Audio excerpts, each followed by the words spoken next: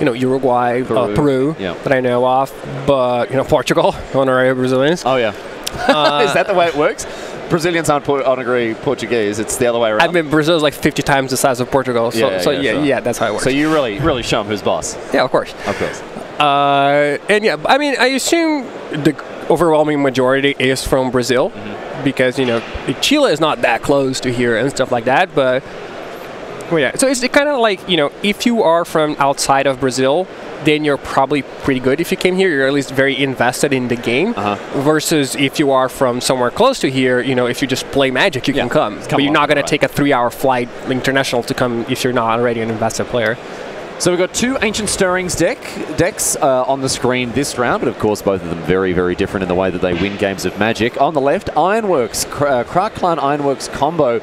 And I have to be honest with you, Paulo, I was hoping to dodge this matchup. It's not a good one for me in the commentary booth. I tend to have a pretty bad record with KCI. On the other hand, Tron, another deck that I absolutely can't stand, so I'm really firing on all cylinders right now. But at least I can boast to understanding how Tron works. For those players who are perhaps a little bit more new to Modern and especially the KCI Ironworks, or KCI combo, can you explain in sort of brief terms how this deck works? No. Okay, never mind. Well, I could try. So the idea is that you play, it's mostly a 2-card combo. There's Krark Ironworks, which you sacrifice any artifact to add 2 mana. And there's Scrap Trawler, which is when it dies or when an artifact dies, you get to return an artifact from your graveyard with a lower mana cost.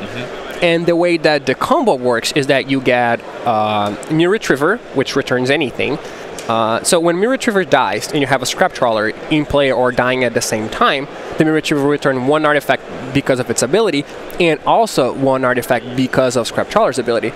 And if both died at the same time, then you get to return both to your hand on top of returning something else. So this is your main engine. And it basically works because there's a rule of the game that lets you pay extra mana for a card. So you announce that you're going to play like a Terrarian.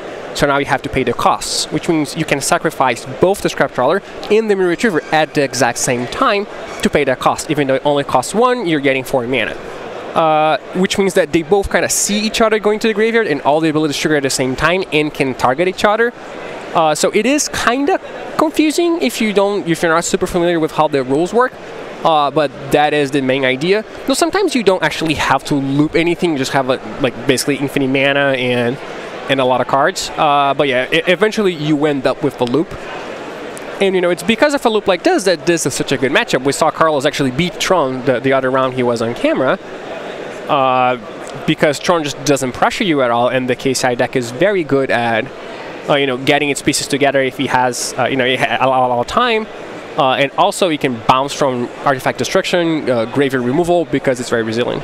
So left to its own devices, the KCI is a very powerful deck. As you mentioned, you do need disruption and it needs to be very fast. But as an artifact-based deck, Paulo, there are plenty of cards, especially post-board, that really mess with it.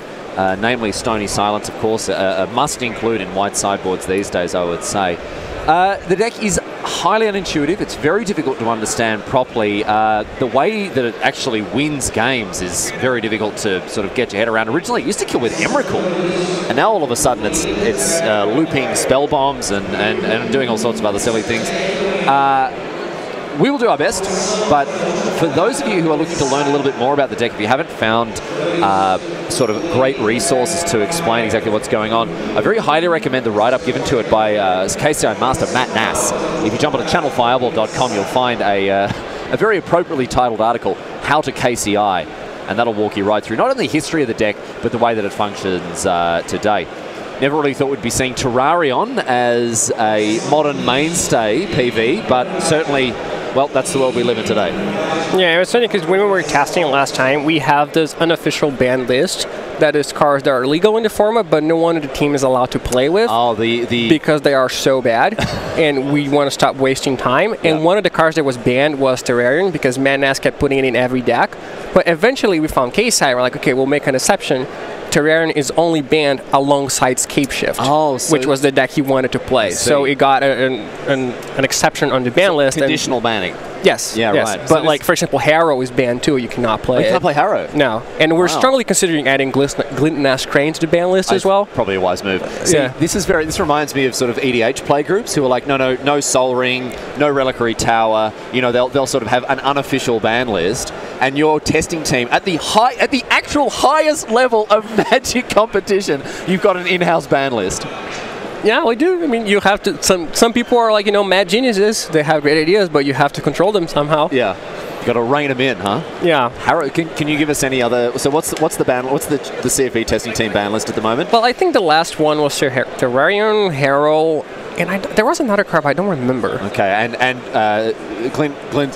Glintness Train is on the watch list. That is on the watch list. Yeah. Okay. All right. But yeah, like you mentioned, it used to play Emrakul. I think Emrakul in this deck is basically training wheels. Okay. If something goes wrong, you have Emrakul, or if you mess up, or if you're playing online and you have no time to do the clicking. Yeah, that's a really important then Emrakul is good to have, but you don't need it. And it's a card that the only thing it does is win the game. At which point the Spellbomb wins the game anyway, but it's also a cheap artifact that you can use to just kill Meddling Mage, for example, or just sacrifice for a card or 2 mana, so it's much better. Yeah, and there are a lot of different loops you can have with KCI. One is the one that we talked about, where you announce a card and then you sacrifice both the Retriever and the Scrap Trawler at the same time. But you can also have, if you have the Trawler in play, you can have 2 Mirror Retrievers, then at which point they'll each return each other, and also a 1 mana card, which generates mana because you're playing a 1 mana card and second for 2 mana. So that is an infinite loop that generates mana on cards too. Or you can have New Retriever plus an extra Scrap Trawler or extra KCI plus Opal, because the Retriever returns the expensive card like the KCI. Tron has a much simpler 3-card combination: Urza's Tower, Urza's Plant, Urza's Mine, which then puts a Khan Liberated into play. Now this is simple, mate. We can understand this, Paulo. This isn't very difficult. This doesn't need too much explanation. No, it doesn't. This is very simple. And you're going to see it happen here. But tell us some of the other. There are some other combos as well. There are other cycle combos in KCI. What do you mean the cycle? Like, as in there are other combinations of cards where you can set up a loop. Sorry, not a cycle. Oh, I mean, I think that's it. There's also something that I know you can do with Mirror Retriever plus Star or Sphere plus Mox Opal. I think it involves sacrificing the Ironworks also to return like multiple. It's pretty cool. There are a bunch of things you can do. I think the main loops that you have is 2 Retrievers, or having the Retriever and the Scrap Trawler plus a way to generate mana that you're bringing back. Yeah, I think those are the 2 main ones, and there are like 2 other infinite combos that you can do. Rough stuff for Ramau, who spent his last turn sacrificing Inventor's Fair to find a KCI and then just drew one off the top of his library for the turn. That is, well, those are the beats here. Now, but Ramau does have the Kraklan Ironworks on the battlefield here. So both players sort of playing the marquee cards of their decks. Khan Liberated versus KCI is an interesting one, a tricky one too. We'll see how Ramau is going to press forward. Hasn't played a land this turn. Yeah, the thing is that when we saw Carlos play this deck before, he seemed to be not playing Scrap Trawler as early as I would have liked. Because the way I see it, the earlier you play Scrap Trawler, the better it is. So, for example, right now, I think he's going to do it, but in a similar situation in the previous match, he did not do that. He played other artifacts in second before he played a Scrap Trawler, which I think was a mistake, and who he realized too, because now he just played the Scrap Trawler first, which is what you were supposed to do. So now he can sack, for example, sacks the Star, which generates a mana and a card, returns the Opal. The Opal is 3 mana. To hand. Let's make sure that's clear. Okay, yeah, it was clear. It was brought back to hand, yep. Yeah, and then that generates 3 mana. Because you tap it for 1 and you get to sack it. Yeah. And then once you sack the Mind Stone, you get to return the Star, then you replay the Star again for a card and a mana, and then you get the Opal again. So you have a lot of mana in spots like this. So Carlos at this point has, I'm not going to say infinite mana because obviously it's not infinite, but he has way more mana than he needs. Yeah. He just needs to find another piece to combo with. So here's the Pyrite Spellbomb now, as you can see. Ramau with 2 mana in pull, 1 colorless, 1 green. We're going to see that Mox Opal get eaten up once again. Goes up to 3. Oh, sorry, 2 mana there. And going to use the red mana to sacrifice the Pyrite Spellbomb. Oh, no, sorry, sacrificing it for mana.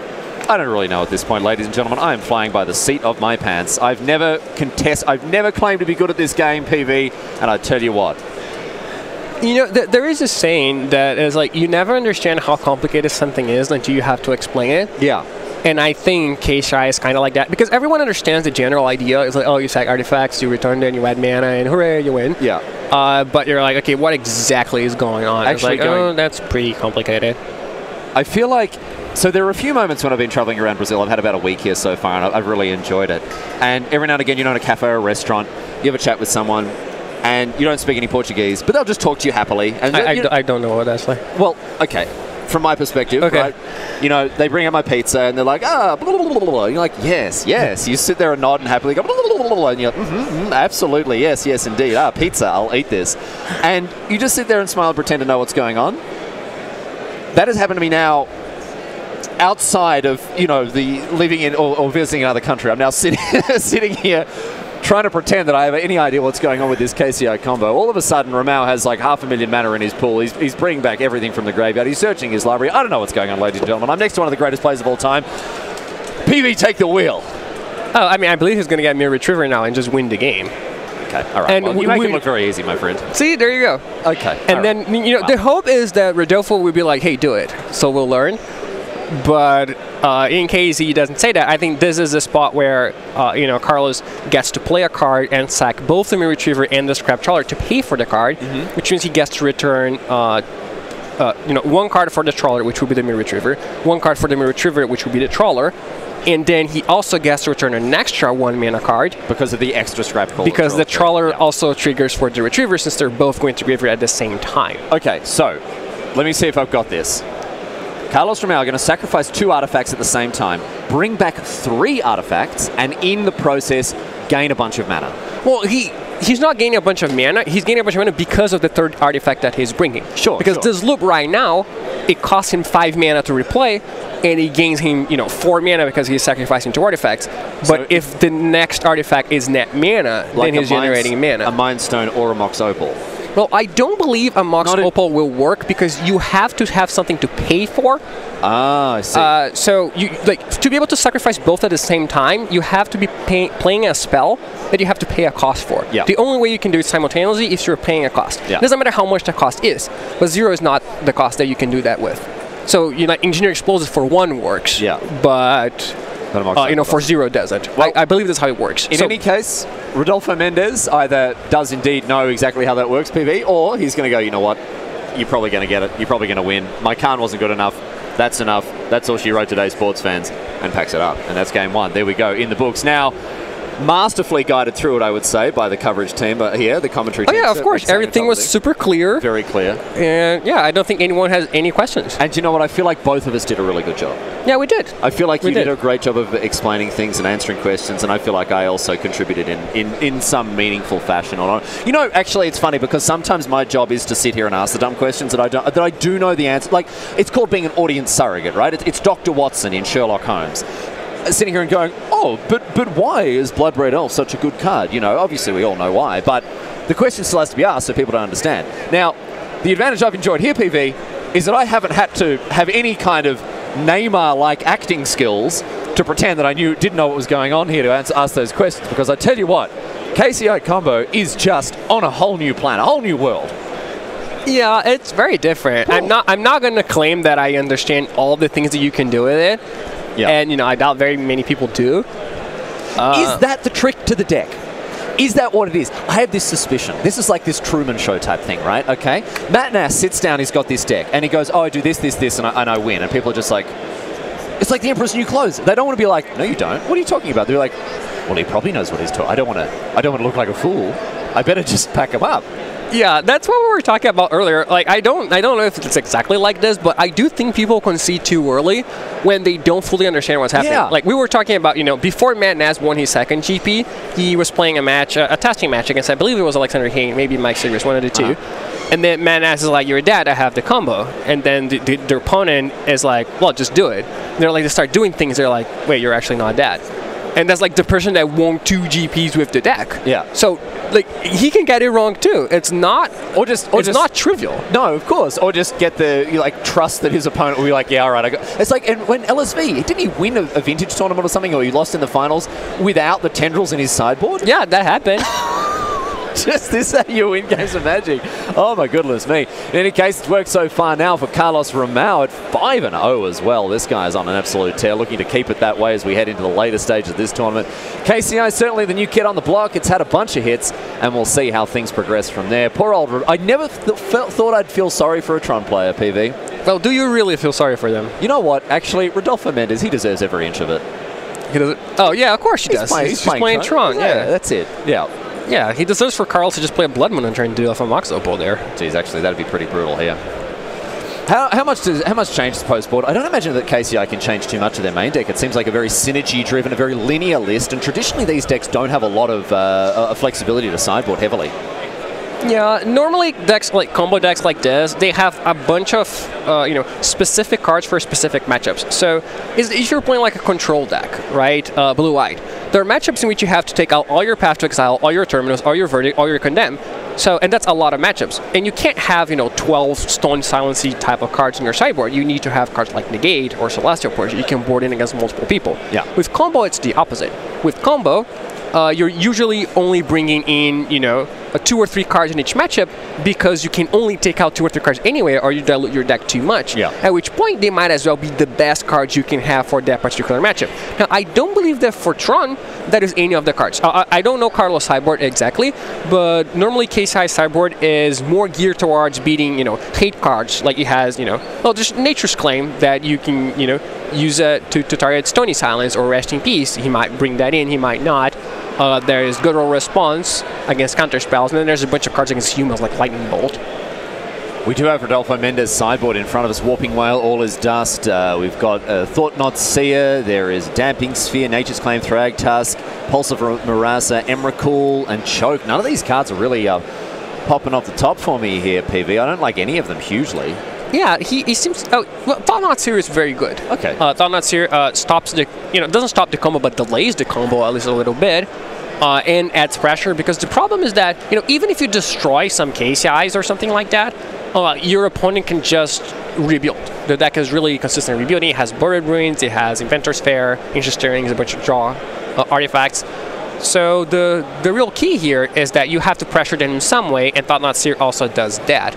There's also, interestingly, one Witchbane Orb, which could just be impossible for Carlos to beat. Now, if Carlos has any card in his deck that beats it, he will draw it, because if you combo, you can draw your entire deck and have infinite mana. So at which point the Prior Spell Kill will work. But it's possible Carlos has 0 artifact removal in his deck. I guess he has explosives, so that wouldn't even work, because with Moxes and Chromatic, yeah, he can just, as long as he kept 1 explosives in his deck, then that'll be good enough. So we're probably not going to see Witchbane Orb. Well, who's the bad guy now, says Rodolfo Mendes. Turn 3 Khan. You love it. You know you love it, he says. And down comes Khan Liberated, and is going to pluck one of these permanents away. And Ramal's going to be hard-pressed to answer this fella now. Yeah, it's interesting that he chose the Mox as opposed to like the Mind Stone, which can be sacrificed for mana. I understand why you would do that, because the Mox just comes back for free if there's a KCI. Any point an artifact dies, that's 3 extra mana because of the Mox. At the same time, the Mind Stone is a card that brings back something, whereas the Mox doesn't. So I can understand why you do either way of those. Chromatic Sphere playing into Chromatic Sphere. Here's a Darksteel Citadel as well for Ramal. No, okay, going to have a think about it here. Looks like 1 mana still floating as we see an Ancient Stirrings. 5 cards off the top. Both these decks making fantastic use of this green cantrip. I think it's too good for the format. It's just so powerful. It is definitely too good on power level. I think, there are cards that are worse than it at doing what it does that are banned. But it also comes at a very big cost. Well, not very big, but it comes at a cost. There are cards you cannot play in your deck, but you have to build your deck in a certain way. Now, both those decks happen to naturally be built in that way.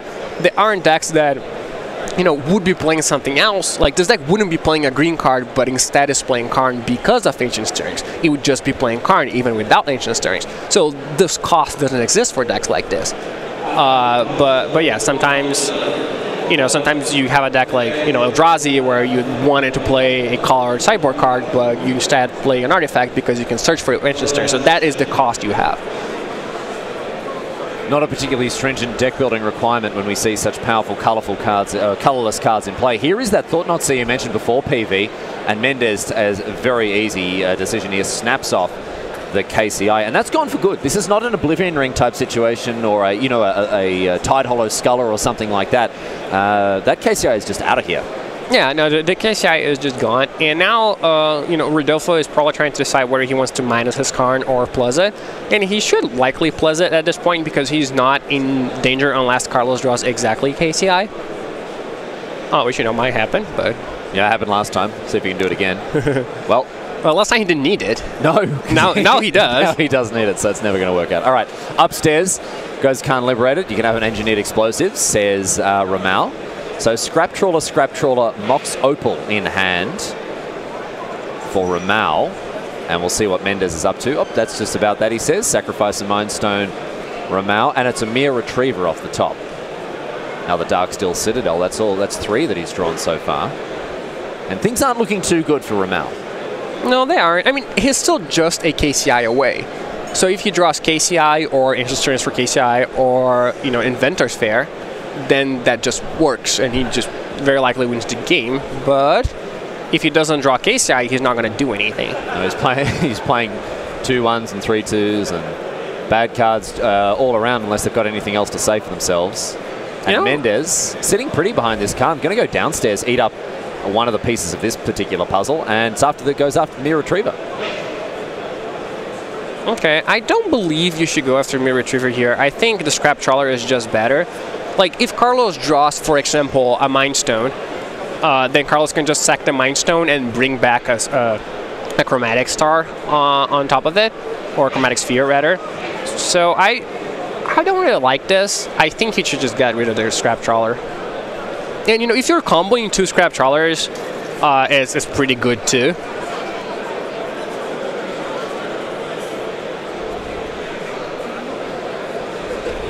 Let's see what's next here. Looks like a Worm Coil Engine is the play now for Mendez. More pressure for Ramal to deal with. Let's see if he's equal to the task. Off the top. Finds a Terrarion. Okay. I was going to say, is that a red card? It looked red. But I guess he's just flicking it kind of quickly in. Another Scrap Trawler. Ramal hellbent now. Mendez with a 6/6. Worm Coil Engine and the mighty Karn Liberated. In addition, let's not forget, to the 4/4 Thought-Knot Seer. Still a couple of cards in the grip here for him. I believe there's a Nature's Claim, so he can actually get rid of both Scrap Trawlers. No, the second Scrap Trawler will return something because it's killed, it's not exiled. But other handy thing about Karn Liberated, yes, is the fact that it's exiling the cards rather than destroying them. Looks like we're going to see another activation. Whoa, yep, on the Scrap Trawler. What was that activation sound? Well, I wasn't sure what he was going to target there. I don't think Karn would make a sound like that. Okay. Yeah, that didn't sound like I imagined Karn. No, that's sort of the Riley Knight backing out of a sentence he wished he hadn't committed to sound. I see. Yeah, it happens more often than you'd think.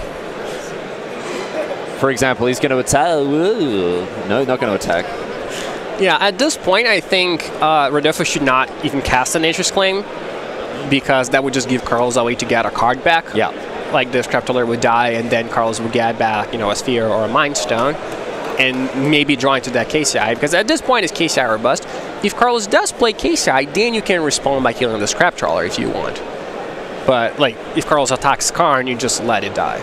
2 mana and pull from Terrarion. Draw a card and finds Client Ironworks. Better lucky than good. And okay. This is going to be, step number 1, right? Yeah, and now he has to navigate. He would be in a very good spot if his opponent didn't have that Nature's Claim. He would just win the game here, very likely.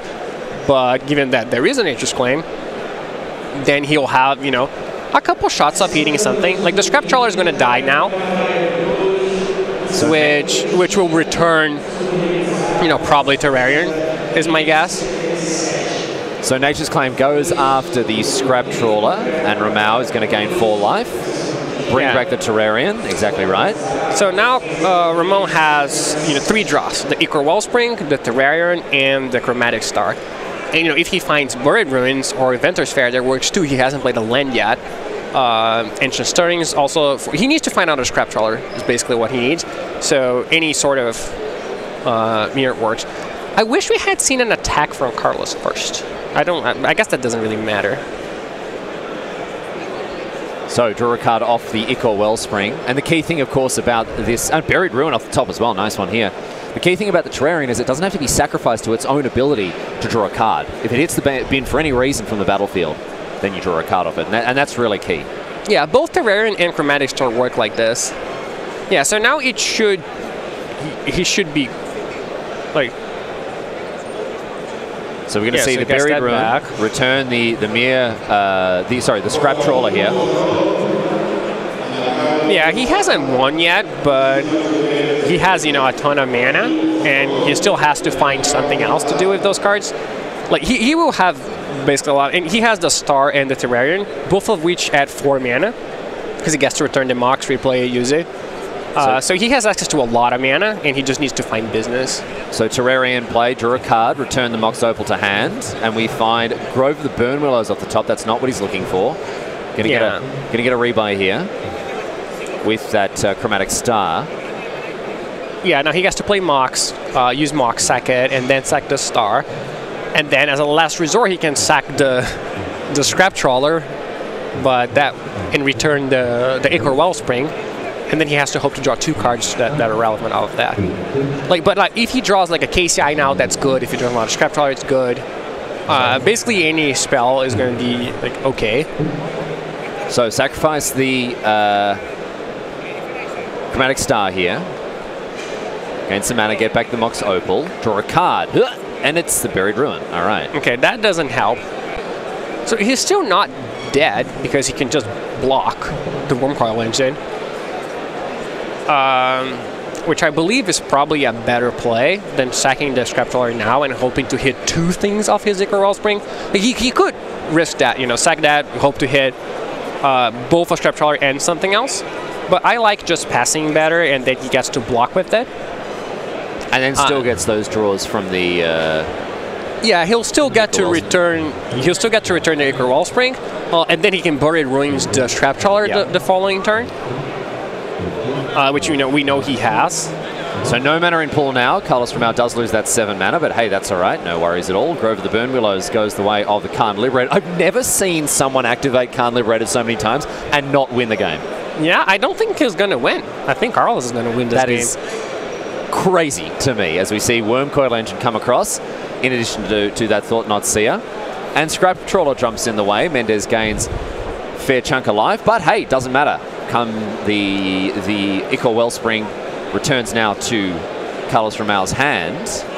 Yeah, like KCI is really resilient. Like if you have a card like, you know, that shuts down the graveyard or a Stony Silence, then yeah, you shut it down. But if your plan to beat it is to just destroy the Scrap Trawlers, yeah, like if you're not putting a lot of pressure, it can just beat that. It's not happening? It's not a good look. All right. Isn't Ghost Quartering a Darksteel Citadel? That doesn't quite work, my friend. No, going to be the forest instead. Oh, sure. And yeah, that makes sense. Does have a forest, so well, you know, just testing the waters. I mean, I guess there's no harm in doing that. It's like a chance that they don't have another forest, I suppose. But hey. Yeah, I kind of think you should let them draw it though, because you wanted to draw that forest. You don't want to thin their deck out of that forest. Well, it is a Mox Opal off the top. Does that change anything here? It just adds more mana. Like each Mox is 3 mana, so that's a pretty decent amount of mana. Buried Ruin now. So let's kick things off now. 3 mana thanks to the Mox Opal. Kind of turns into a little Black Lotus, doesn't it? It does, yeah. Yeah, look at that. That's very neat. I like that. Gain a mana thanks to tapping it. And then you gain 2 more to sacrifice it. Yeah, then you can Buried Ruin the Scrap Trawler. I mean, you can also just play the Wellspring first, which I think is better. Because if your opponent does have another Nature's Claim, you got the Wellspring in play. But that will probably have been aimed at the Ironworks at that point. So Romao adds 2 mana, plays an Ichor Wellspring, and draw a card. Super weird card, the Ichor Wellspring. Very important in decks like this, but it just does nothing. Does stone cold nothing when it's on the battlefield. Yes, that is true. But yeah, it's like a draw spell. So back comes the Scrap Trawler there, thanks to the Buried Ruin. And you're talking about the resiliency of this deck, PV, and we're certainly seeing it here. Another Mox Opal now, the second one. Ramau drew for the turn. And it's going to be a little bit more Black Lotus action here, by the look of things. Yeah, and that should... I mean, he still needs to draw something. Like, he needs an extra piece. But there's so many things he can be. And Scrap Trawler comes down. Immediately we see the sacrificing of the Eco Wellspring, draw a card, bring back a 1 or 0 cost artifact. Yeah, this is going to bring back a Terrarian. And then the Terrarian is going to bring back a Mox, so that card's actually adding... Well, Terrarian and Chromatic Star are the same because you're not going to use them, so you just sack them. It's another Wicker Wellspring, so that's another infinite mana and 3 cards. So another card off the top thanks to the second Eco Wellspring. Of course, can still be sacrificed for mana to the KCI. Yeah, and this should just be game here. There's another Scrap Trawler in Carlos's hand, so each artifact is returning 2 artifacts. There are even 2 Moxes in his graveyard. So he really does have basically infinite mana at this point. Darksteel Citadel, both 1 and 2 hitting the bin as another Scrap Trawler come back. So this means, yeah, we get 2 artifacts regrown every time another one is sacrificed. Ramau is firing on all cylinders here as we see KCI combo really get it done in Modern. It is the deck du jour, certainly very much on at the forefront of people's minds as they approach this format. Terrarian, Chromatic Sphere entering the hand thanks to those Scrap Trawler triggers, draws a card thanks to the Eco Wellspring, and it's all happening here. PV. Yeah, it is. And it's funny you say, like, it's, you know, as the deck that's in everyone's minds, but it's not. Even though it might be the hottest new thing, I wouldn't even classify it as like the deck to beat, for example. Really? Because when you're like in my mind, like the deck to beat is a deck that you cannot afford to lose to. So if I'm playing, you know, the old Timur standard, like if my deck had a horrible matchup against Timur, I would just not be able to play it. So I would just always test it against Timur every time, and then if it was good in that, then I would progress with the deck. If it was bad against Timur, I would just forget about it. Beat it immediately. And this will not happen with KCI. Like this deck will, I don't think this deck will ever become popular enough in Modern that you will have to pass the KCI test. Yeah, so right. That's a really interesting way to look at it. Like, even if everyone's gunning for this deck, and even if it's sort of, you know, everyone's scared of that matchup, it's never going to have that Timur Energy type shadow over the entire format. No, I mean, it's going to be, what, like, the most it can be is, like, 10% of the field, right? Yeah. Unless, like, people decide that it's truly broken, but I don't think it's truly broken. I think it's just a good deck that, you know, can be hated out, but not in the way that, like, Rodolfo's trying to hate it, for example, with Nature's Claim. But the thing is, even then, there are so many natural limitations on this list. Number one, incredibly hard to play correctly, incredibly hard to pilot even competently, right? And to learn how to do that is quite an investment. Number two, incredibly hard to play at all on Magic Online. Like, getting in reps on an MTGO is going to be really, really hard for any player looking to, you know, just put in the hours of the list, because it's just, I mean, you're going to get an RSI. Yeah, and, you know, even if you do get the reps on Magic Online, it's going to be different than playing in person. Like a deck like Tron, you play it online, like, it's possible that you've never played it in real life, and you just played it for, you know, 50 hours online, you are ready for a tournament. You can show up at the tournament, and the first time you ever see a Nurse's Mind can be in your opening hand, and you're fine. Yeah. With KCI, that's not gonna work. You have to have the reps in real life if you want to play this deck. You have to actually have so many things are happening. The mechanics of and they won't happen automatically. You have to do that. It's all your choice. So, also, I think, like, the deck, obviously the deck looks great here, but we did see it get paired twice against one of its best matchups. Yeah. So even though it is definitely a deck in Modern, it's a tier 1 deck, it's really powerful, I don't think it's ever going to be the deck to beat. The other thing is, it just eats it so hard to Stony Silence, right? Yes, it's very hard to beat. I mean, you have to destroy it, and nothing in your deck does anything like while you aren't destroying it. Yeah. Right? And even like Rasting Piece is pretty hard to beat, because you don't get to draw a card of your Stars and Terrarians, so you still get to add mana, but, you know, your Moxes work, but you also cannot win. The Mox Opals. If you have against Resting Peace. Oh, against Resting Peace. Yeah, Sorry. Against Stony Silence. Yeah, against Stony Silence, nothing works. Nothing like works. Your deck becomes 4 forests and Nature's Claim. Like it's. It turns like Echo Wellspring into a 2-mana artifact. Yeah, that's it. Full stop. I find it hard to believe that Carlos doesn't actually have an infinite combo here, but like he is not presenting a loop. Look at Rodolfo Mendes, just sitting there. He's thinking about what he's going to have for dinner later on tonight. Maybe some chicken hearts. Local delicacy. There's the loop. Okay. Now I'm pretty sure he's got it. All right. So finds the Mirror Retriever. He's got all the mana in the world, of course. Yeah, I mean, he didn't even bother to return to Mox another time.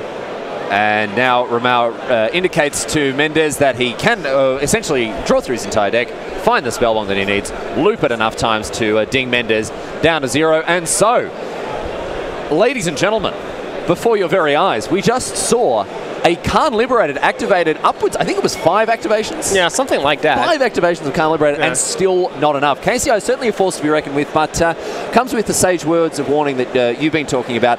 Not a deck that its pilots should get drunk on. It's something that I think, well, at least from your perspective, you said it has there's a lot of counterplay. There's a lot of ways to foil the list and the way that it's trying to attack the format. So we're not in another sort of Amulet Titan Bloom situation. I don't believe so. I believe the deck, again, it's obviously a good deck. It's a tier 1 deck. If you play it, you'll have a good chance of doing well. But I think the main issue here, well, it's twofold. First, people don't, because no one plays it on Magic Online because it's so click intensive, people don't play a lot against it either. Yeah. So they don't fully understand what cards are good against it. And I think a lot of the time, they'll have like a Cyber plan that doesn't really work, or they won't even know what Cyber plan the KCI deck has because they've never played against it. Yeah. So I think that part is, it could be improved on if you're testing for an event. And also, like, the cards that beat it do beat it. Like very Stony Silence does beat it. Yeah, it is a very hard card to beat. So I think, while I think it's a good deck, it could be the best deck in the format. I don't think it's broken, but we'll see. I mean, it might be. I don't know. Well, people will have to adapt a little bit. And we'll keep a close eye on it, of course, throughout this weekend as we move on through our exploration of the modern format. Right now, however, we've got to take a break, so stick around, because on the other side of this, we'll be back with Time Walk Magic here from GPC Sao Paulo.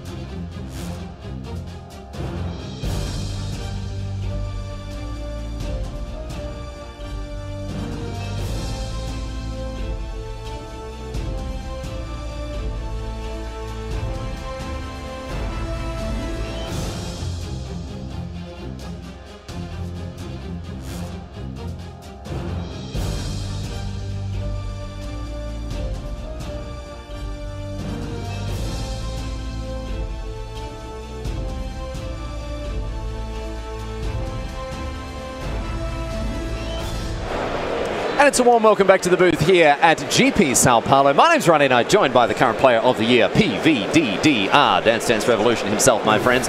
We're going to get underway with some time walk magic. Of course, we are here with the win and in portion of day number 1. That means that everyone that we see win in this round, they've made it to day 2. 6 wins is enough to get you across the line, and these guys will be returning tomorrow. And of course, I mean, it's not over for them today. You really want to hit that 8-0 finish on day number 1, set yourself up for success. Oh yeah, for sure. I mean, 6-0 is good, but 6-2 you're happy that you day 2, but you're like, you don't necessarily have top 8 inside. Like 8-0, you're like, yeah, I'm doing it. This is my tournament, my time to shine. That's it right now. Well, let's get underway with the next time walk magic here and see what was up on some of our back tables now for round number 6 here at GP Sao Paulo. Of course, we've seen a lot of modern action on the screen this weekend. It's been fantastic so far. We just somehow unraveled the bowl of spaghetti that was KCI combo. We'll be seeing more of that throughout the weekend, I'm sure. But so far, Paulo, we've seen decks of all stripes. We've seen a bit of blue-white control. We've seen some aggressive starts with Maru Pyromancer. We've seen hollow ones. We've seen hollow 2s. All sorts of stuff so far.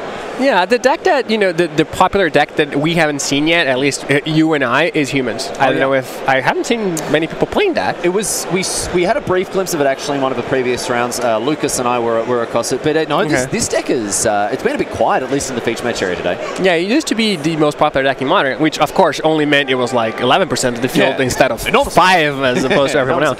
Yeah. But we also saw 2 Hardy Skills decks. And yeah, it is pretty interesting. It's a deck that basically didn't exist until the last tournament where we got 9th. I mean, it existed, but no one paid any attention to it. I caught up with Frank Carson about this. Oh, hang on, let me just pick up the name that I've dropped here. I caught up with Frank about this list and asked him for an opinion about it, and he's like, I don't know, I haven't looked at it, and I won't look at it because he is so locked onto his real affinity list that he's just not interested in anything else. We do have some time walk magic though. Let's get underway now and see how things panned out on some of our back tables here. As we mentioned, of course, we do have, I mean, we've got so much magic down in the feature match area every round, and it's great to be able to bring you extra recordings here and get across, again, as much magic as we can. Back in the olden days of coverage when we were desperately trying to, find ways to keep the viewers entertained throughout those mid-round breaks. But right now, no need to do that. Jeskai against Tron, a matchup of the ages. The clear good versus evil here, Paulo. Well, I wouldn't put it like good versus evil necessarily. Oh, it's gone. Okay, I hope you enjoyed that one. Straight on to game number 2, Sebastian. It's back. Up, go again. Yep. Sebastian Pozzo picking up game number 1 here against Ananias Ortega here. To be fair, I don't actually going to bring it back to the booth here as we figure out some of these intermittent issues there. But I want to come back to this. What are you talking about? How is Jeskai versus Tron not good versus evil? I mean, Tron is obviously evil, but why is Jeskai good? Jeskai represents all that's pure about Magic. Instant speed tricks, long drawn-out games, winning with what's left over. This is pure. This is Magic as Garfield intended, Paulo. Kinda. I feel like Garfield liked creatures. Well, long may we debate the word of Garfield here. So I guess he didn't like many creatures, actually, now that I think of it, because if you watch the beta draft, they do not exist. And the good ones are nowhere to be found. Yeah, it's all 1 power and banding. And you need 5 creatures to get a real creature. That's why they had banding. Put them all together. That's right. For those of you who are fans of older cards, of course, I don't need to remind you that we have an unlimited draft, unlimited Rochester draft this weekend as part of the celebrations of Magic's 25th anniversary, and we will be recording and broadcasting that Rochester draft. It'll be brought to you by Tim Willoughby, and of course Aaron Forsyth is here especially to get across that. And if you want to catch that action, it'll be during day 2 after the finals of the GP. You're not going to want to miss a moment. Such exciting moments coming from previous drafts in Vegas, in Barcelona, and wow, in Singapore as well. We saw some pretty amazing stuff happen, and it'll be happening again today, PV. Yeah, I'm hoping for some good cards. Oh yeah. There's the gap in power level between those cards and desirability is very big. You're like, oh my god, Ancestral Recall, and this person got Swamp as their rare. Like what? Yeah, but it's very exciting. Yeah, when Ben opened the Underground Sea, and then the Mox, and I was like, wow. Hashtag always lucky. Let's kick things off now with a search for Azkanda here for Nicolas Troiko, Carlos Esteves. with a chromatic sphere here. Going to draw off it. Yeah, I think I also feel hesitant to call this good versus evil because I know that evil wins. And I mean, I don't know that evil wins this particular match. I don't know the result of it. But it's such a bad matchup for Jeskai. You know, really is, we just saw KCI versus Tron, and that was a horrible matchup for Tron because Tron doesn't pressure KCI in any way. And at some point, KCI assembles all its pieces and wins the game. This is the exact opposite. Yeah. Jeskai doesn't pressure Tron in any way. At some point, Tron assembles its pieces and wins the game. So Blue-White has a fighting chance against Tron because, you know, he has more Field of Ruin. Sometimes it has Spreading Seas. We've seen that in camera already. Yeah. You know, he has more exile effects, so it can get a little more easier, more easily. But Jeskai just doesn't have anything. Well, the thing is, there's a bit of evidence in my experience that negates that what you're saying there, PB. A good friend of mine, Anand, right? Anand Alagapan. He's a fellow from Singapore. He lives in Scotland. And he's been playing Tron for donkey's years, right? Been playing Tron forever. And I'm playing Jeskai obviously against him and trying to beat. And I'm like 0-7, right? As we're sitting there and playing. And I'm like, all right, let's switch decks. I don't care. I just want to beat you one time, right? This guy rattles off 2 wins back to back with my Jeskai deck because even though there was, I mean, obviously I'm a you know, cloth-eared fool, and I don't exactly know how to play games of Magic particularly well, but it's possible, I'm saying. It's possible for Jeskai to still win games of Magic. It's hard, but it's possible when they're playing against Tron. Here is some of that pressure. Here is some of that pressure with the form of Vendilion Click. Oh yeah, I mean, that is a card that is usually not in Jeskai lists, but sometimes is in Blue-White lists, which is another one of the reasons that Blue-White has a better matchup. But yeah, I mean, as far as, you know, what has to happen for you to win the game, I'd say that Vendilion Click is it's a pretty good thing. It's not a bad start here for Troiko, who is looking at a bit of a puzzling hand. Double O-Stone, double Ulamog, and then a final Tron piece, the Urza's Power Plant, going to come down in addition to that Urza's Tower. So Esteves, with all the mana in the world, what do you pick here? This is a tough one. I mean, there's 2 of each, right? Yeah, so do you just have to leave it? I mean, that depends on, like, do you believe you can beat 1 Ulamog?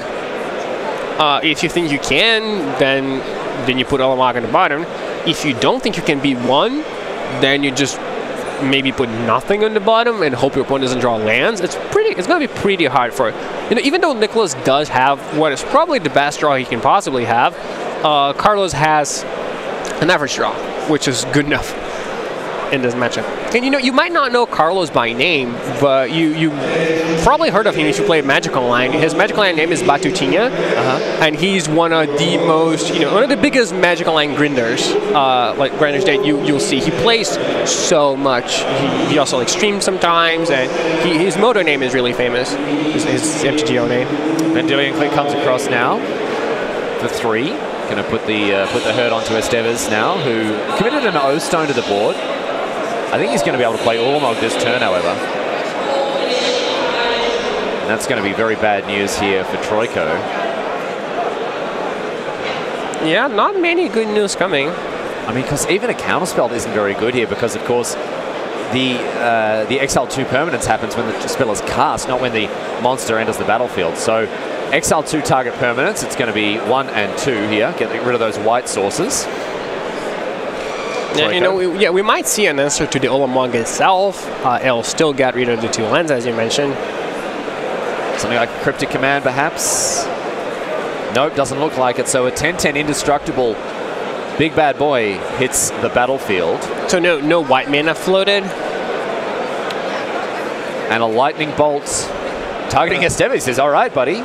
Yeah, that might not be good enough. Fry me up good.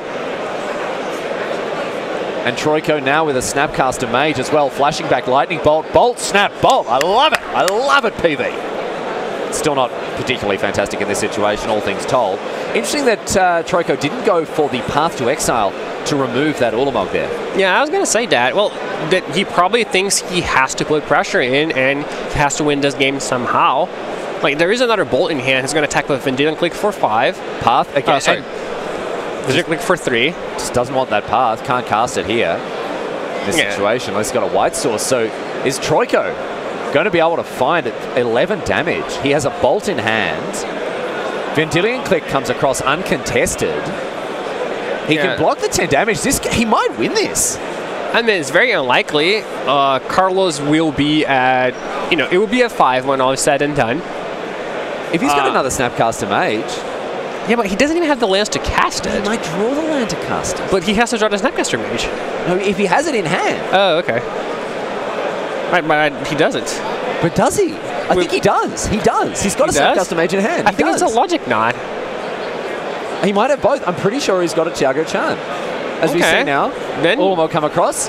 Exile 20 cards. Don't care. Don't need them, says Nicholas Troiko. Get this garbage out of here. Well, then he still needs to top deck, like, land into Burn Spell, because he has to block next turn. Come on. I mean, yes, it's possible. Believe, my friend. Believe. I'm skeptical, but... Well, we'll see now if Troiko can pull off, and what would be quite a monumental win here against Tron. It doesn't happen very often, ladies and gentlemen. Yeah, get that Supreme Verdict out of here. You don't need that. So now, Troiko... Esteves. Oh, with the Walking Ballista. That means that Snapcaster Mage is never getting in. And it can't block the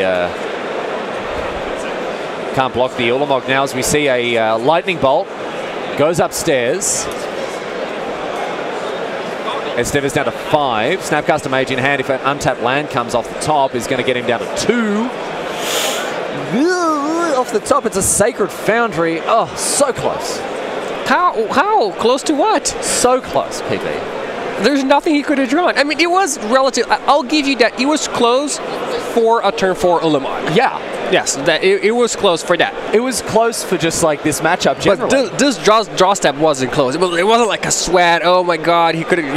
I just want to walk on the sunny side of the street here. I just want to believe that in some universe somewhere, Jeskai Control could beat Tron. That's all I want in life, PB. I mean, they got him to 2. Got him to 2 is pretty good. It's pretty good. And that's like the. You know when you're playing against a relatively new player at like an FNM or something? Oh yeah, I love it. Yeah. And then like you're playing Control. They're playing goblins or whatever, and they get you down to like 3, and then you crush them, and then you're, oh well, yeah, you played really well. Like you got me to 3, it was really close. They're like, yeah, I did. I'm pretty proud of myself for that. So yeah, sure, we're in that situation right now. Well, the way I see it is just like they attack you with everything. You're like, okay, I'll take it. I'll go to 8. Yeah. You're like attack you for lethal on the back. I was like, yeah, at least I got you to 8. At least I got you to 8. Yeah. Exactly. And you just you just shake them by the hand and you tell them good game, and of course you mean it because it is. But this one here, well. That's the way the cookie crumbles as we see Snapcaster Mage come in, Lightning Bolt going upstairs. Is this at least I got you to 2 moment? At least I got you to 2, he says. But hang on. If Troiko draws like another bolt off the top... He's dead. How is he dead? He's on 3 life and there's a Walking Ballista with like 8 counters on it. And also the Walking Ballista is going to prevent the Snapcaster Mage from blocking. Oh, he got it. He saw the line. Yeah, he saw any of them. I think he would just... threw his cards randomly and something would have happened there. If he had like randomly activated the abilities of cards or cast them in his hand, he probably still would have won that game. Oh well, Nicholas Troiko, you died swinging, my friend, and that's what counts at the end of the day. Let's go on now to game number 2. More fair and unbiased commentary here from Riley Knight, your host, and with me, of course, Paulo Rosa, the voice of reason, as he's known. Yeah, I mean, maybe I could afford to be more hopeful. Yeah, you know, but it's not really the nickname that's going to stick, the voice of reason. Paulo Rosa, the voice of reason? I mean, I think it's pretty accurate. I think more accurate a nickname for you is Pablo Doritos. I mean, can it be Pablo Doritos, the voice of reason? Can we merge them? I really like that. Pablo Doritos, there you go. Hyphen, the voice of reason. Yeah, that would be a cool legendary. Well, can you imagine that? EDH, your commander? Yeah. Voice of reason? Play my Pablo Doritos, the voice of reason. Yeah. Our callers are deadbeat. Well, there we go. We do have a couple of R&D members here this weekend, Paulo, so we can have a chat with them. We'll make sure to do that. Not sure what the flavour of the card will be, but I'm sure it'll be something to do with keeping people very honest. So, Troiko kicking things off now with a Serum Visions. We're going to follow that up now from Esteves with a Chromatic Star.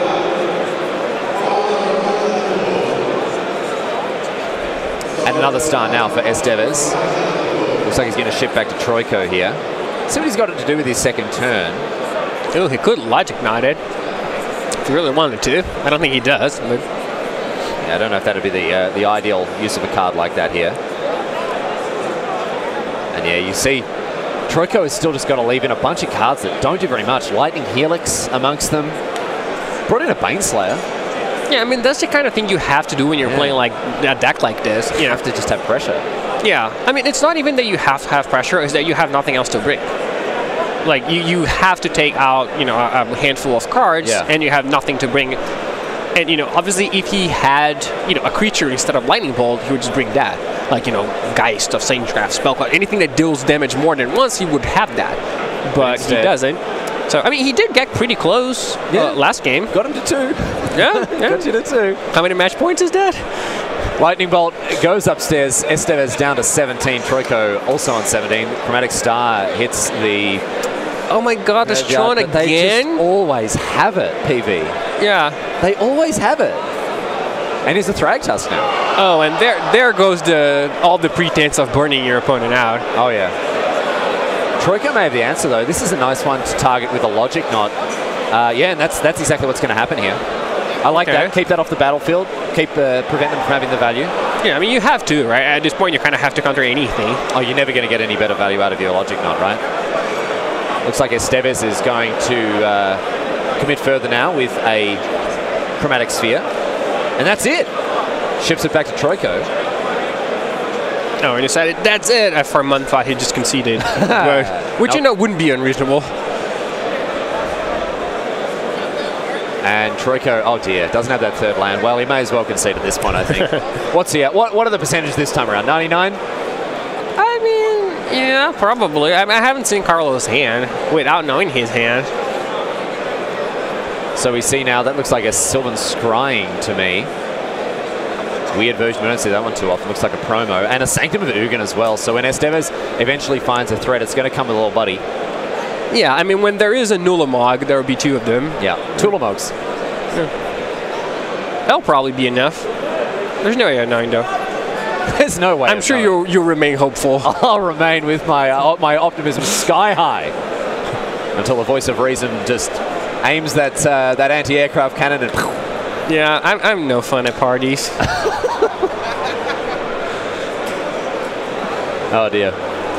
So Sanctum of Ugin now. But Estevez doesn't have, seems to have too much to do. I think a Walking Ballista is just about the best he's going to manage this turn. Well, but Walking Ballista does trigger Sanctum of Ugin if you play it for, you know, enough mana. Yeah. At which point it just turns into anything you want. Well, anything you want as long as it's Ulamog. As long as what you want is Ulamog, you can always have it. He's a Walking Ballista for 3 now, and it's going to be Lightning Bolted. The 3 damage goes upstairs. So a 6 mana Lightning Bolt exchanging for a 1 mana Lightning Bolt there. But Troiko really just looks like he's dead in the water here. Does find the 3rd land, but wow, people very happy about that 3rd land that he's drawn there. I don't know if you heard the roar. Wait, is that what that was for? Yeah, almost certainly. Not like a World Cup game or something? I don't even know what you're talking about. Is there some kind of other sporting event taking place that would have precedence over this Magic the Gathering tournament? Certainly not. I don't know. Say it ain't so. People standing around in a paddock and kicking around a small orb to each other. I don't think I'm going to make any friends by extolling my disdain for the game of soccer. Yeah, I think you'll be fine. People aren't that into soccer here in Brazil, right? No, I don't think people play it very much. No. Looks like Estevez has found something to dump all this mana into, if it's something huge. Oh, that's an Ugin. Wow, people can't believe it. Look at that. Wow. People are really happy for them. It's interesting that they're also cheering for both players. Yeah. We got a pretty even split with the crowd behind us. Half of them going for the good guys, half of the bad guys as well. And Sanctum of Ugin on flavor here, getting something for the Spirit Dragon. Looks like it's going to be an Ulamog, you would think. Ugin the Spirit Dragon, not at its best against Jeskai, but it's still a hugely respectable threat. Troiko can de-sphere the Spirit Dragon next turn should he choose, but often we see Ugin really getting the work done in go-wide decks, against go-wide decks, I should say, creature-based decks. Yeah, like humans. Yeah, type of decks. Exactly. Yeah. But it's still going to be pretty good here. It demands an answer in 2 turns, or the game ends. And, you know, it brings a Ulamog, so that's probably enough. So Ulamog is emerges from the Sanctum of Ugin here. And wow, people are just loving the way that this game is panning out. We've got a massive crowd behind us, and at least 1, 2, 3 of them are actually watching the game on the screen. No, for those of you wondering about the enormous roars, we actually do have an enormous big screen set up here at the GP for those invested in the secondary tournament that's being played over in Russia, I believe, at the moment. The side event? It's the side event, yeah. But you know, it is still surprising to see so many people, because Brazil's not playing anymore. So who are they rooting for? I mean, this is not, you know, me being fashionably contradictory or anything. I don't know who's playing. Oh, I don't either. I know that England won before because Tim Willoughby was dancing around with his. Oh yeah, he seemed very happy. He's very happy indeed. But, you know, years of being wedgied by jocks at high school means that I can't even pretend. You know what? Can I tell you a very dirty secret, PB? I hope no one else is listening. I guess you could. I used to be a jock at high school. What? I know. I used to play rugby, dude. It was terrible. But, you know, I very quickly gave it up. When I was 16, I took the better path. Okay. Towards enlightened nerddom, and I'm very happy to be here now. Snapcaster Mage gets across, and now it is going to be Detention Sphere. Yeah, and that is a prime Ulamog target if I've ever seen one. Oh yeah, that D-Sphere? Yeah. Oh, so tasty. He's there just licking his chops like a crocodile. Oh, there's Urza's Tower. Okay. Yep. And Troiko just had to hope that he didn't have it, but of course he had it. And let's see what Esteves wants to go after here. You know, we were actually at dinner with Carlos yesterday. And then people were like, oh, you're playing Tron, that's a deck for lucky people. And it's like, look, some people are good. Yeah. And they embrace that. They're like, I'm good, so I'm going to play a deck for the good people compile it well. I know I'm lucky. Yeah. So I'm going to play a deck that rewards that. And we're like, okay, we have no arguments against this.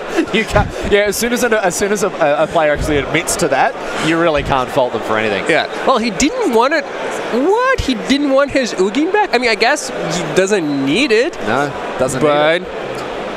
I mean, he could have also, just destroyed Detention Sphere, Snapcaster Mage, and got in for the final points of damage. But, no, look, he's playing with his food. He's a Thought Not Seer. And Troiko, Teferi, Snapcaster Mage, Cryptic Command in hand. Plays an Ambush Viper now. Yeah. And what do you want, buddy? Takes the Cryptic. The hero of Dominaria, not doing a whole lot right now. And Esteves going to follow it up. It's like a Ghost Quarter. Is that Emrakul the Promised I think it End? is. I think it is. Like the Delirium one? Not Delirium, but... I think it's the 13-13. Okay. So, Esteves commits a Walking Ballista to the field with 4 counters on it, and Troiko has seen enough. My friend, I salute you. You fought bravely. I'll be hammering F to pay my respects, but full credit to Carlos Esteves because he finds himself in a position where he can make day 2 very, very easily indeed. I mean, he's through. He's in now. Okay. And what he wants from this position on, from 6-0, is to, as we say, ram home that 8-0 finish to put him in a prime position to gun for that top 8. For sure. And it's very interesting because if you were 6-0 and then you go 0-2, you're like, this tournament's stupid. And if you were, 2-2, we were like 6-2. This is the best I've ever felt in my life. Can't believe it. Yeah, so they're in a spot where they're feeling pretty good about their records, but they really want to win. Yeah. The psychology of the late day 1 finish is a bit rough. There we go, my friends. We're going to go to a break, but on the other side of this, we'll have more magic coming your way, of course, here from Grand Prix Sao Paulo. Don't go anywhere. It's been a great pleasure to have you so far. Lovely to see some Celestial Colonnade on the battlefield there, Paulo. I very much did enjoy that. I hope we see the fortune of the deck improve a little bit. I actually haven't asked it. Is there a deck that you're actually... have you got a favourite deck in Modern? I mean, favorite is too strong a word. Yeah. So I'm going to say no. Okay. I don't have a favorite deck in Modern. Well, I might try to tease that answer out of you, but I've just heard now that we actually have more Time Walk. I can't believe our luck. So let's get to it and see what else went on in our round here. And we're going to play this one nice and quick so we can get to the end of round 6 before round 7 starts here. Armando Sapira's Sebastian Pozzo. This is what we were alluding to before. Pozzo, as we slow things down perhaps a little bit there, let people really enjoy every pixel, every frame here. I mean, we finally get to see KCI being played against something that is not Tron. Oh, yeah. So we can see how he deals with cards like Thoughtseize, which there is one in our Amanda's deck. Interesting that he played the Mox on turn 1. which you don't normally do that. So he just must not want the march to be discarded. Doesn't want to thoughts. Wow, he's a Grim Flayer. And then what does this say to you? I mean, we've seen already a Bloodstained Mire hit the bin, so immediately we think Jund, but typically we see the Grim Flayer in Abzan lists with Lingering Souls. Yeah, I mean, there's a chance that Bloodstained Mire is just, a black fetch land. Yeah. If you're already playing the uncolor black fetches that you can. So it could just be that. It could also be a 4-color deck. Yeah. Or it could just be, it could be Jund Dash Shadow. That deck sometimes runs 1 or 2 green flares. But that doesn't play Blooming Marsh. So, yeah, like the Traverse build, know. Yeah, with Tamagos. We'll see exactly what it is now as an Ichor Wellspring hits the battlefield now for Sebastian Pozzo.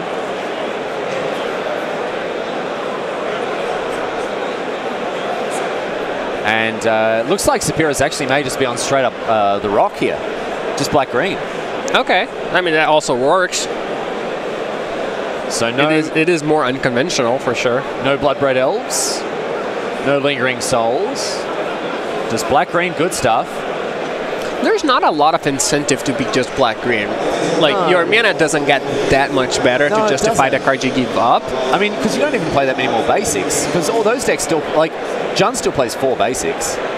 Yeah, I mean, I don't think you're getting very much out of it. So it's a question of, I really don't want to play any red or white cards, which, it's hard for me to believe, especially because the white cards are so good in the sideboard. Yeah, postboard white. I mean, if you know you don't want to play red cards for whatever reason, let's take that as a given. You don't want to play red cards. Fine, fantastic. No bolts, no blood braids. That's fine.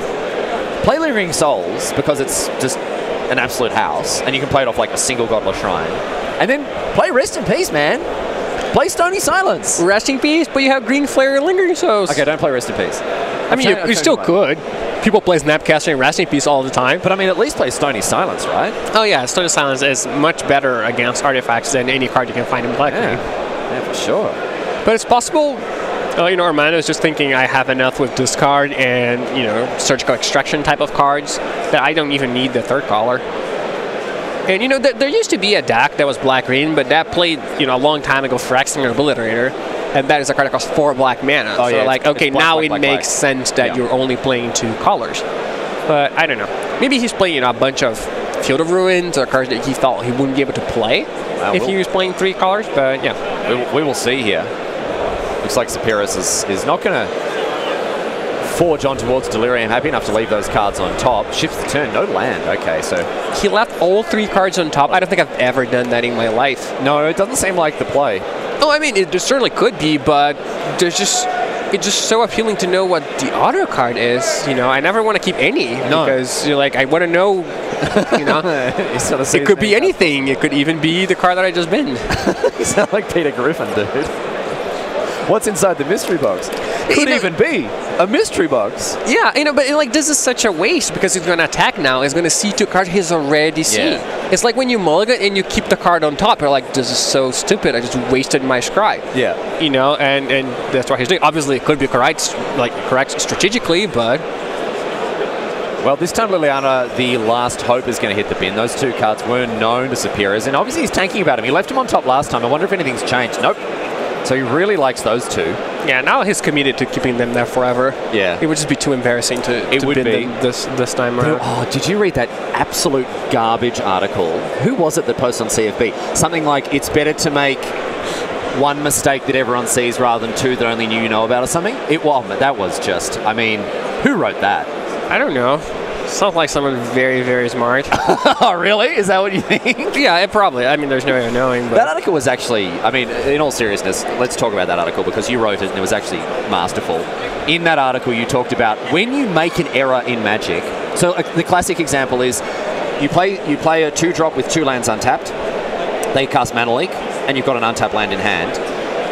A huge number of players won't play that land out of shame after the Mana Leak, right? But you absolutely should. Well, I mean, sometimes you should, yeah. No, just let's speak generally here. Yes. If that's the only reason you're not playing it, yes, that should not be a reason. Yeah. You shouldn't be embarrassed. I've seen people, they animate a creature land and they're like, well, I figure out that I don't actually want to attack now that I've done this, but I've already animated it. Am I going to do not attack and look stupid? You're like, yes, that's exactly. It's better to not attack and look bad than just lose your card for no reason. But so we're joking around about the cards on top with Grim Flayer, but like if things change and Spiros wants to bin them, he should. He don't nail your colors to the mast in that situation. Oh no, of course. And sometimes you think a certain card is going to be good enough, and then your opponent plays something, and you're like, well, actually the card's not good anymore. Yeah. And now it's in the graveyard. And it's okay to change tack. Or maybe it's like the one type you were missing. You're like, well, now that Liliana is also in the graveyard, I should throw an instant in the graveyard as well to get Delirium. Like, those things do change. It is unlikely that they change if you're playing as KCI, because it's pretty scripted what that can do. Yeah. And, he was just short on mana anyway, so we know the top cards are land. But I think just more generally, and not even just in Magic, I found that article sort of more applicable to just life in general, PV. Like, what's it called? The sunken cost fallacy. Whereas, if you've already put time, investment, money into something, you feel like you need to see it through. You can't just bail out of it because you've sunk a cost into it. But you should be more objective than that. And often in Magic, that's something that people don't do. Yeah, it's similar to like, you buy something to eat. Yeah. And then you don't like it. Yeah. And someone offers you something for free. Yeah. And you're like, well, I've already paid for that one, so I'm going to eat the one I've already paid for. Like, well, that cost's gone. You've already paid for it, so you might as well just eat the other one. Yeah. Like, whether you eat it or not, the cost is already paid. So Potso now going through the motions. He does have the KCI. He's got the Scrap Trawler. It's funny that like all the different versions of the cards, it kind of makes it look like Pozo is playing a different deck than Carlos. Yeah. Just because of the Mind Stones. Different Scrap Trawlers. And like the Groves. Yeah. Yeah, there's all sorts of stuff going on here. But it's not. It's the same thing we've already seen plenty of. And Potso explaining how things are working, using with the mana that he's got. And Spiros, he can just sit there F6, think about what he's going to have for dinner, where he's going to head out to tonight, see what he's up to later on this evening. Jump on his Snapchat, check his Instagram story. Actually, don't do that. You're not really allowed to use your phone at the table, so that's a bad idea. And Potso. Yeah, he's demonstrating the loop, but I think I believe him. Yeah. In this spot. Yeah, I think the win condition of this deck is showing people cards with pictures of robots on them until they pack up their cards. Pretty much.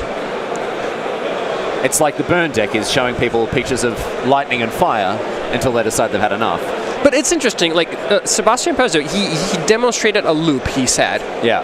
And then he went to actually do it. He did something that was not the loop.